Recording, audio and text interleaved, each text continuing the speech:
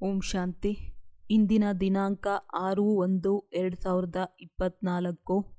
ಮಧುರ ಮಕ್ಕಳೇ, ನೀವೀಗ ಈ ಶರೀರವನ್ನು ಮರೆತು ಅನಾಸಕ್ತ ಕರ್ಮಾತೀತರಾಗಿ ಮನೆಗೆ ಹೋಗಬೇಕಾಗಿದೆ. ಆದ್ದರಿಂದ ಸುಕರ್ಮ ಮಾಡಿರಿ, ಯಾವುದೇ ವಿಕರ್ಮವಾಗದಿರಲಿ. ಪ್ರಶ್ನೆ: ತಮ್ಮ ಸ್ಥಿತಿಯನ್ನು ಪರಿಶೀಲನೆ ಮಾಡಿಕೊಳ್ಳಲು ಯಾವ 3 ಮಹಿಮೆಯನ್ನು ನೆನಪಿಟ್ಟುಕೊಳ್ಳುವಿರಿ? ಉತ್ತರ: ನಿರಾಕಾರ ತಂದೆಯ ಮಹಿಮೆ, ದೇವತೆಗಳ ಮಹಿಮೆ, ಸ್ವಯಂನ ಮಹಿಮೆ.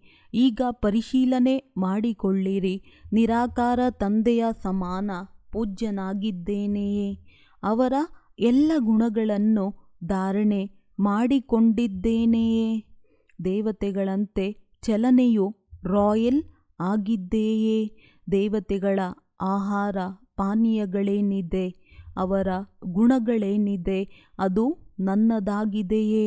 ಆತ್ಮದ ಎಲ್ಲ ಗುಣಗಳನ್ನು ಅರಿತು ಅದರ ಸ್ವರೂಪನಾಗಿದ್ದೇನೆಯೇ? ಓಂ ಶಾಂತಿ. ಮಕ್ಕಳಿಗೆ ತಿಳಿಸಲಾಗಿದೆ, ಆತ್ಮರ ನಿವಾಸ ಸ್ಥಾನವು ಶಾಂತಿಯ ಶಿಖರವಾಗಿದೆ. ಹೇಗೆ ಹಿಮಾಲಯ ಪರ್ವತದ ತುತ್ತ ತುದಿ ಇದೆಯಲ್ಲವೇ, ಅದು ಬಹಳ ಎತ್ತರವಾಗಿದೆ. ಹಾಗೆಯೇ ನೀವಿರುವುದು ಸಹ ಅತಿ ಎತ್ತರದಲ್ಲಿ. ಮನುಷ್ಯರು ಪರ್ವತಾರೋಹಣ ಮಾಡುವ ಅಭ್ಯಾಸ ಮಾಡುತ್ತಾರೆ, ರೇಸ್ ಮಾಡುತ್ತಾರೆ. ಪರ್ವತವನ್ನೇರುವುದರಲ್ಲಿಯೂ ಕೆಲವರು ಬುದ್ಧಿವಂತರಿರುತ್ತಾರೆ, ಎಲ್ಲರೂ ಏರಲು ಸಾಧ್ಯವಿಲ್ಲ. ನೀವು ಮಕ್ಕಳು ಇದರಲ್ಲಿ ರೇಸ್ ಮಾಡುವ ಅವಶ್ಯಕತೆ ಇಲ್ಲ. ಪತಿತನಾಗಿರುವ ಆತ್ಮವು ಪಾವನನಾಗಿ ಮೇಲೆ ಹೋಗಬೇಕಾಗಿದೆ. ಇದಕ್ಕೆ ಹೇಳಲಾಗುತ್ತದೆ ಶಾಂತಿಯ ಶಿಖರ. ಅವರದ್ದು ವಿಜ್ಞಾನದ ಶಿಖರವಾಗಿದೆ. ಅವರ ಬಳಿ ಬಹಳ ದೊಡ್ಡ ದೊಡ್ಡ ಬಾಂಬುಗಳಿರುತ್ತವೆ. ಅದರ ಶಿಖರವೂ ಇರುತ್ತದೆ. ಅಲ್ಲಿ ಬಹಳ ಅಪಾಯಕಾರಿ ವಸ್ತುಗಳನ್ನಿಡುತ್ತಾರೆ. ಬಾಂಬುಗಳಲ್ಲಿ ವಿಷ ಇತ್ಯಾದಿಯನ್ನು ತುಂಬಿಸಿರುತ್ತಾರೆ. ತಂದೆಯು ಹೇಳುತ್ತಾರೆ, ಮಕ್ಕಳೇ, ನೀವು ಮನೆಯ ಕಡೆ ಹಾರಬೇಕಾಗಿದೆ. ಅವರು ಮನೆಯಲ್ಲಿ ಕುಳಿತಿದ್ದಂತೆಯೇ ಈ ರೀತಿ ಬಾಂಬುಗಳನ್ನು ಹಾಕುತ್ತಾರೆ. ಯಾವುದರಿಂದ ಎಲ್ಲವನ್ನು ಸಮಾಪ್ತಿ ಮಾಡಿಬಿಡುತ್ತಾರೆ. ನೀವಂತೂ ಇಲ್ಲಿಂದ ಶಾಂತಿಯ ಶಿಖರದೆಡೆಗೆ ಹೋಗಬೇಕಾಗಿದೆ. ಅಲ್ಲಿಂದಲೇ ಬಂದಿದ್ದೀರಿ. ಯಾವಾಗ ಸತೋಪ್ರಧಾನರಾಗುವಿರೋ ಆಗ ಹೋಗುವಿರಿ. ಸತೋಪ್ರಧಾನರಿಂದ ತಮೋಪ್ರಧಾನತೆಯಲ್ಲಿ ಬಂದಿದ್ದೀರಿ. ಪುನಃ ಸತೋಪ್ರಧಾನರಾಗಬೇಕು. ಯಾರು ಸತೋಪ್ರಧಾನರಾಗುವ ಪುರುಷಾರ್ಥ ಮಾಡುತ್ತಾರೆ, ಅವರು ಅನ್ಯರಿಗೆ ಮಾರ್ಗವನ್ನು ತಿಳಿಸುತ್ತಾರೆ. ಈಗ ನೀವು ಮಕ್ಕಳು ಸುಕರ್ಮ ಮಾಡಬೇಕಾಗಿದೆ, ಯಾವುದೇ ವಿಕರ್ಮ ಮಾಡಬಾರದು. ತಂದೆಯು ಕರ್ಮಗಳ ರಹಸ್ಯವನ್ನು ತಿಳಿಸಿದ್ದಾರೆ. ರಾವಣ ರಾಜ್ಯದಲ್ಲಿ ನಿಮ್ಮದು ದುರ್ಗತಿಯಾಗಿದೆ. ಈಗ ತಂದೆಯು ಸುಕರ್ಮವನ್ನು ಕಲಿಸುತ್ತಾರೆ. 5 ವಿಕಾರಗಳ ದೊಡ್ಡ ಶತ್ರುವಾಗಿದೆ. ಮೋಹವು ವಿಕರ್ಮವಾಗಿದೆ. ಯಾವುದೇ ವಿಕಾರವೂ ಕಡಿಮೆಯಿಲ್ಲ. ಮೋಹವನ್ನು ಇಟ್ಟುಕೊಳ್ಳುವುದರಿಂದಲೂ ದೇಹಾಭಿಮಾನದಲ್ಲಿ ಸಿಲುಕುತ್ತಾರೆ. ಆದ್ದರಿಂದ ತಂದೆಯು ಕನ್ಯೆಯರಿಗೆ ಬಹಳ ತಿಳಿಸುತ್ತಾರೆ. ಪವಿತ್ರರಿಗೆ ಕನ್ಯೆಯರೆಂದು ಹೇಳಲಾಗುತ್ತದೆ. ಮಾತೆಯರೂ ಸಹ ಪವಿತ್ರರಾಗಬೇಕಾಗಿದೆ. ನೀವೆಲ್ಲರೂ ಬ್ರಹ್ಮ ಕುಮಾರ ಕುಮಾರಿಯರಾಗಿದ್ದೀರಿ. ಬಲೆ ವೃದ್ಧರಾಗಿರಬಹುದು, ಆದರೆ ಬ್ರಹ್ಮನಿಗೆ ಮಕ್ಕಳಲ್ಲವೇ? ತಂದೆಯು ತಿಳಿಸುತ್ತಾರೆ, ಈಗ ಕುಮಾರ ಕುಮಾರಿಯ ಸ್ಥಿತಿಯಿಂದಲೂ ಮೇಲೆ ಹೋಗಿ. ಹೇಗೆ ಮೊದಲು ಶರೀರದಲ್ಲಿ ಬಂದಿರೋ ಹಾಗೆಯೇ ಈಗ ಇದರಿಂದ ಹೊರಟು ಮೇಲೆ ಹೋಗಬೇಕಾಗಿದೆ. ಪರಿಶ್ರಮ ಪಡಬೇಕಾಗಿದೆ. ಒಂದು ವೇಳೆ ಶ್ರೇಷ್ಠ ಪದವಿಯನ್ನು ಪಡೆಯಬೇಕೆಂದರೆ ಮತ್ಯಾರದೇ ಸ್ಮೃತಿ ಬರದಿರಲಿ. ನಮ್ಮ ಬಳಿ ಇರುವುದಾದರೂ ಏನು? ಖಾಲಿ ಕೈಯಲ್ಲಿ ಬಂದಿದ್ದೇವಲ್ಲವೇ? ನಮ್ಮ ಬಳಿ ಏನೂ ಇಲ್ಲ. ಈ ಶರೀರವು ನಮ್ಮದಲ್ಲ. ಈಗ ಈ ಶರೀರವನ್ನು ಮರೆಯಬೇಕಾಗಿದೆ. ಅನಾಸಕ್ತ ಕರ್ಮಾತೀತರಾಗಿ ಬಿಡಬೇಕು. ಟ್ರಸ್ಟಿಗಳಾಗಬೇಕು.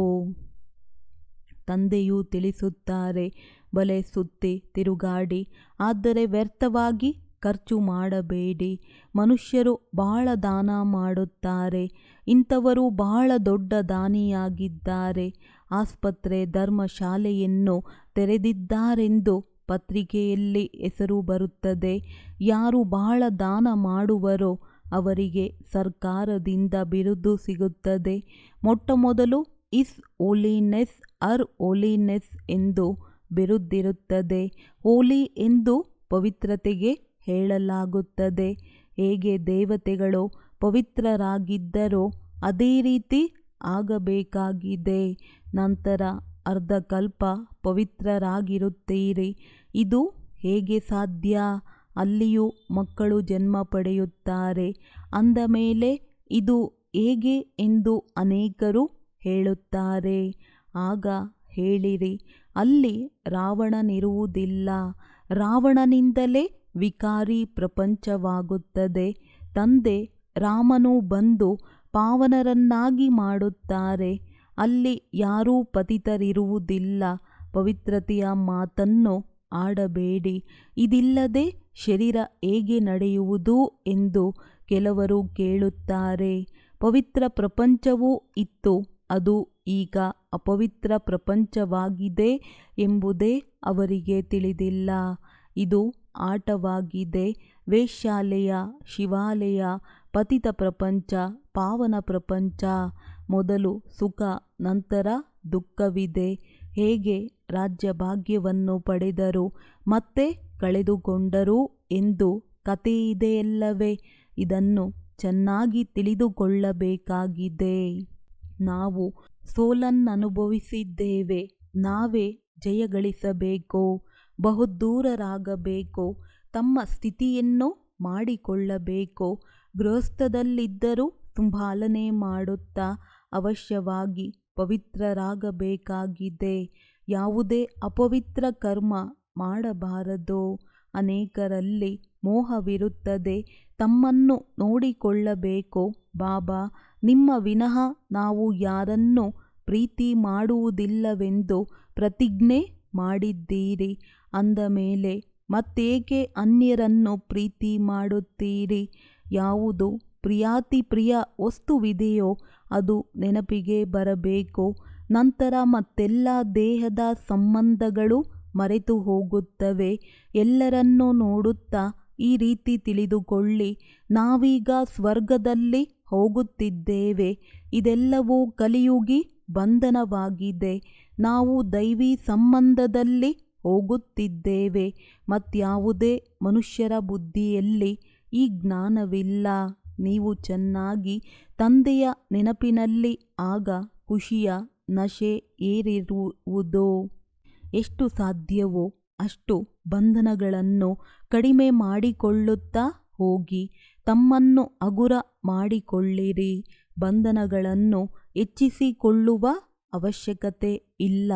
ಈ ರಾಜ್ಯವನ್ನು ಪಡೆಯುವುದರಲ್ಲಿ ಖರ್ಚಿನ ಅವಶ್ಯಕತೆ ಇಲ್ಲ. ಖರ್ಚಿಲ್ಲದೆ ವಿಶ್ವದ ರಾಜ್ಯಭಾಗ್ಯವನ್ನು ಪಡೆಯುತ್ತೀರಿ. ಅವರ ಸೈನ್ಯ, ಸಿಡಿಮದ್ದುಗಳು ಎಲ್ಲದಕ್ಕಾಗಿ ಎಷ್ಟೊಂದು ಖರ್ಚಾಗುತ್ತದೆ. ನಿಮ್ಮ ಬಳಿ ಏನೂ ಖರ್ಚಿಲ್ಲ. ನೀವು ಏನೆಲ್ಲವನ್ನು ತಂದೆಗೆ ಕೊಡುತ್ತೀರೋ ಅದು ಕೊಡುವುದಲ್ಲ, ಪಡೆದುಕೊಳ್ಳುತ್ತೀರಿ. ತಂದೆಯು ಗುಪ್ತವಾಗಿದ್ದಾರೆ. ಅವರು ಶ್ರೀಮತವನ್ನು ಕೊಡುತ್ತಾ ಇರುತ್ತಾರೆ. ಮ್ಯೂಸಿಯಂ ತೆರೆಯಿರಿ, ಆಸ್ಪತ್ರೆ, ವಿಶ್ವವಿದ್ಯಾಲಯವನ್ನು ತೆರೆಯಿರಿ. ಯಾವುದರಿಂದ ನೀವು ಜ್ಞಾನವನ್ನು ಪ್ರಾಪ್ತಿ ಮಾಡಿಕೊಳ್ಳುತ್ತೀರಿ. ಯೋಗದಿಂದ ಸದಾಕಾಲಕ್ಕಾಗಿ ನಿರೋಗಿಯಾಗಿ ಬಿಡುತ್ತೀರಿ. 21 ಜನ್ಮಗಳಿಗಾಗಿ ಆರೋಗ್ಯ, ಭಾಗ್ಯ, ಸಂತೋಷ ಎಲ್ಲವೂ ಇರುತ್ತದೆ. 1 ಸೆಕೆಂಡಿನಲ್ಲಿ ಮುಕ್ತಿ, ಜೀವನ್ ಮುಕ್ತಿಯು ಹೇಗೆ ಸಿಗುತ್ತದೆ ಎಂಬುದನ್ನು ಬಂದು ತಿಳಿದುಕೊಳ್ಳಿರಿ. ದ್ವಾರದಲ್ಲಿಯೇ ತಿಳಿಸಬಲ್ಲಿರಿ.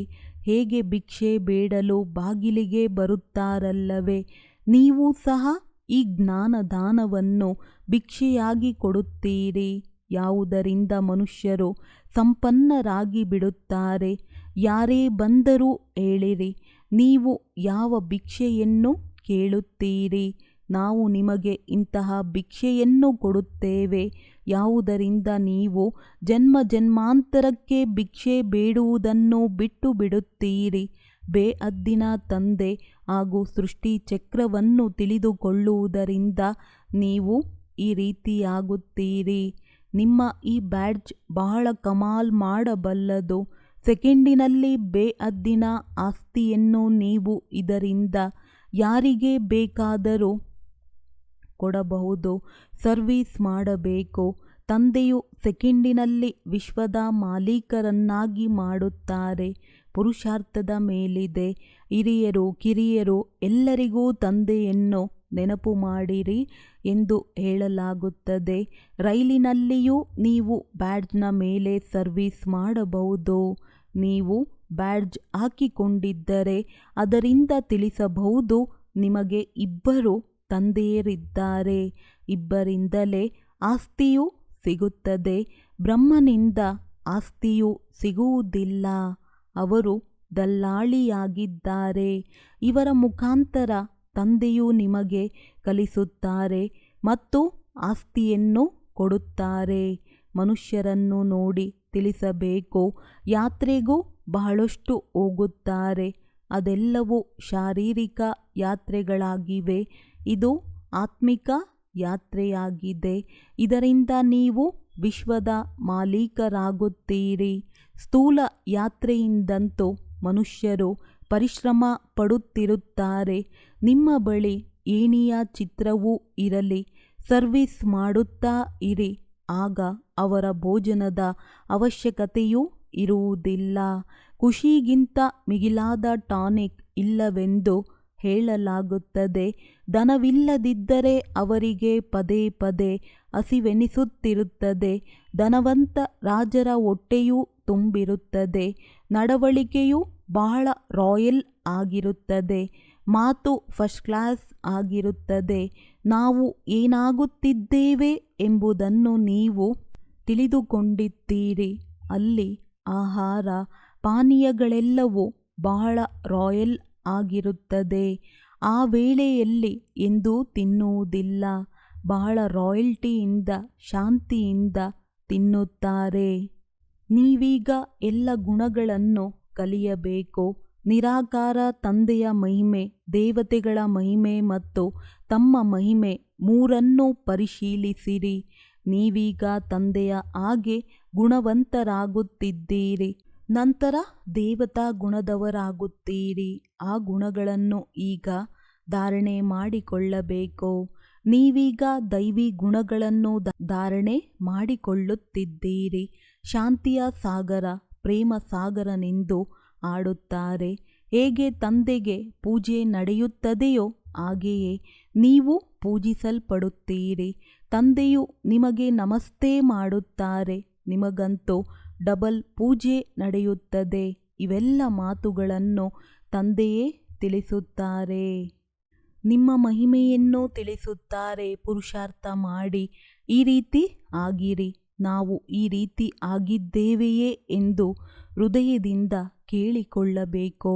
ಹೇಗೆ ನಾವು ಅಶರೀರಿಯಾಗಿ ಬಂದಿದ್ದೇವೆ ಹಾಗೆಯೇ ನಾವು ಅಶರೀರಿಯಾಗಿ ಹೋಗಬೇಕು. ಈ ಊರುಗೋಲನ್ನು ಬಿಟ್ಟು ಬಿಡಿ ಎಂದು ಶಾಸ್ತ್ರಗಳಲ್ಲಿದೆ. ಆದರೆ ಇಲ್ಲಿ ಕೋಲಿನ ಮಾತಿಲ್ಲ. ಇಲ್ಲಿ ಶರೀರ ಬಿಡುವ ಮಾತಾಗಿದೆ. ಉಳಿದೆಲ್ಲವೂ ಭಕ್ತಿ ಮಾರ್ಗದ ಮಾತುಗಳಾಗಿವೆ. ಇಲ್ಲಿ ಕೇವಲ ತಂದೆಯನ್ನು ನೆನಪು ಮಾಡಬೇಕು. ತಂದೆಯ ವಿನಃ ಯಾರೂ ಇಲ್ಲ. ನೀವು ಮಕ್ಕಳಿಗೆ ಜ್ಞಾನ ಸಿಕ್ಕಿದೆ. ನಿಮಗೆ ಗೊತ್ತಿದೆ, ಮನುಷ್ಯರು ಗುರುಗಳ ಸಂಕೋಲೆಗಳಲ್ಲಿ ಎಷ್ಟೊಂದು ಸಿಲುಕಿದ್ದಾರೆ. ಅನೇಕ ಪ್ರಕಾರದ ಗುರುಗಳಿದ್ದಾರೆ. ಈಗ ನಿಮಗೆ ಗುರುಗಳೂ ಬೇಕಾಗಿಲ್ಲ. ಅದರಿಂದ ಏನನ್ನು ಓದುವ ಅವಶ್ಯಕತೆಯೂ ಇಲ್ಲ. ತಂದೆಯು ನನ್ನೊಬ್ಬನನ್ನೇ ನೆನಪು ಮಾಡಿ ಎಂದು ಒಂದೇ ಮಹಾಮಂತ್ರವನ್ನು ಕೊಟ್ಟು ಬಿಟ್ಟಿದ್ದಾರೆ. ಈಗ ಆಸ್ತಿಯನ್ನು ನೆನಪು ಮಾಡಿ ದೈವಿ ಗುಣಗಳನ್ನು ಧಾರಣೆ ಮಾಡಿ ಗೃಹಸ್ಥ ವ್ಯವಹಾರದಲ್ಲಿರುತ್ತಾ ಪವಿತ್ರರಾಗಬೇಕಾಗಿದೆ. ಇಲ್ಲಿಗೆ ರಿಫ್ರೆಶ್ ಆಗಲು ಬರುತ್ತೀರಿ. ನಾವು ತಂದೆಯ ಸನ್ಮುಖದಲ್ಲಿ ಕುಳಿತಿದ್ದೇವೆಂದು ತಿಳಿದುಕೊಂಡಿದ್ದೀರಿ.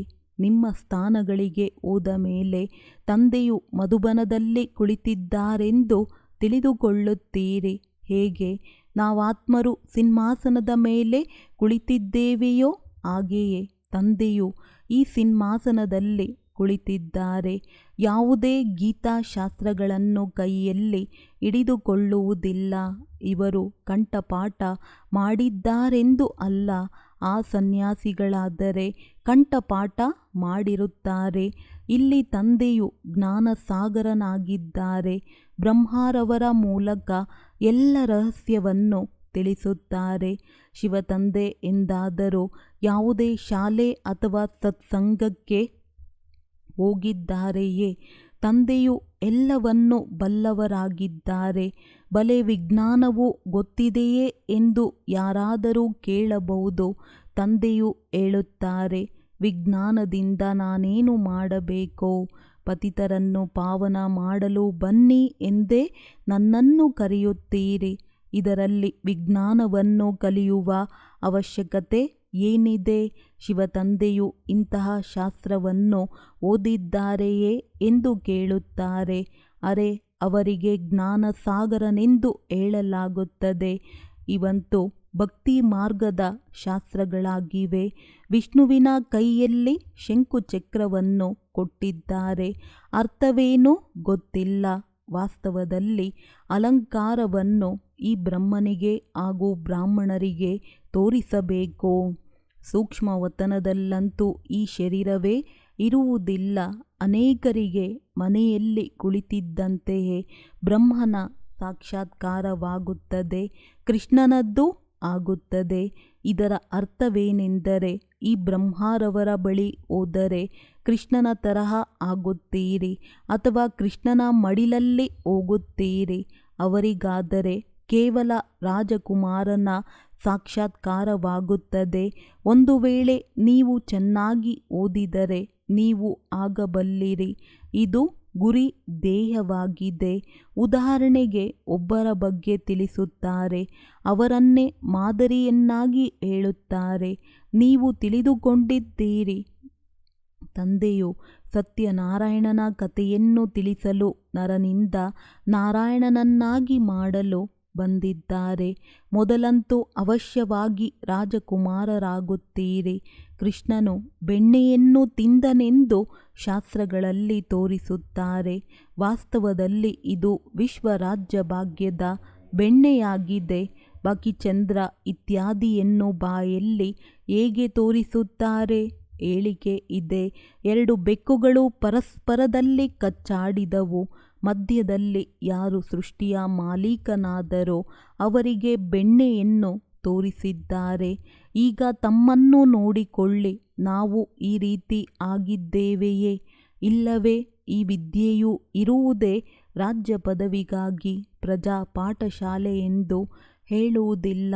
ಇದು ನರನಿಂದ ನಾರಾಯಣನಾಗುವ ಪಾಠಶಾಲೆಯಾಗಿದೆ.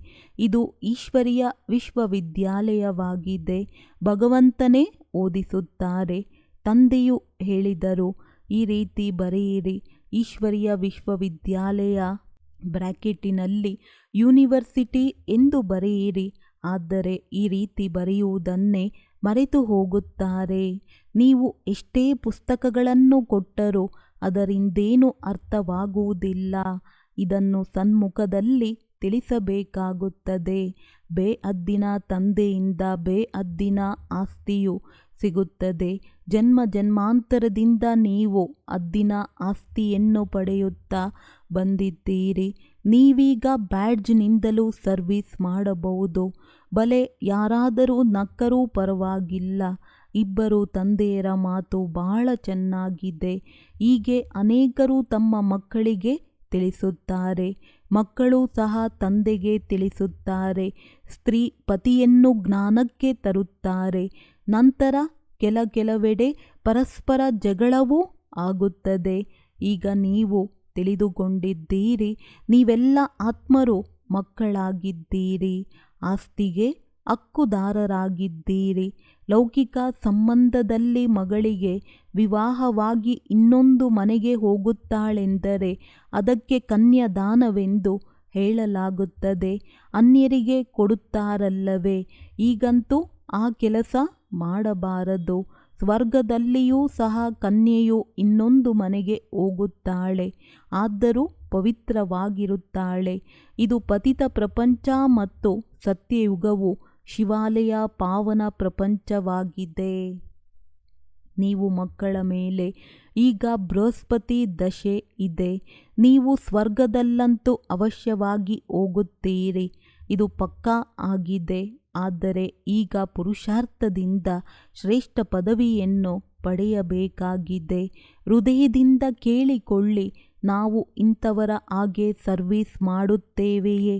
ಬ್ರಾಹ್ಮಣಿ ಅರ್ಥಾತ್ ನಿಮಿತ್ತ ಸಹೋದರಿ ಬೇಕೆಂದಲ್ಲ, ನೀವೇ ಸ್ವಯಂ ಶಿಕ್ಷಕರಾಗಿ. ಒಳ್ಳೆಯದು. ಮಕ್ಕಳು ಪುರುಷಾರ್ಥ ಮಾಡಬೇಕಾಗಿದೆ.